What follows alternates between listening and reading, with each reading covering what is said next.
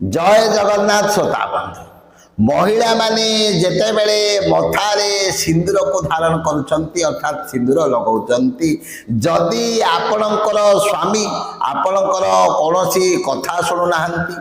पति पत्नी मध्य जदि सबु बेले वाद विवाद लगी रहुची आपण कौनसी कथा कहले आपणकर स्वामी जदि शुणिबा पाई नाराज किंबा आपणकर स्वामींकर जदि आउ कहा सहित खराब संपर्क रही स्वामी को ठीक रास्ता को आनिबा पाई स्वामी को आपणक पाखरे वशीकरण करी रखिबा पाई गोटे चमत्कार दिव्य प्रयोग कहूची करंतु देखिबे निश्चित भाव में आपणकर एही समस्यार समाधान हो जिवो ताहले कोन करिवे ना आपण माने जेते बेले मथारे सिंदूर को लगाउचंती सेते बेले एही मंत्रटी को उच्चारण करिवे मने मने उच्चारण करिवे एवं उच्चारण करी आपणक मस्तक रे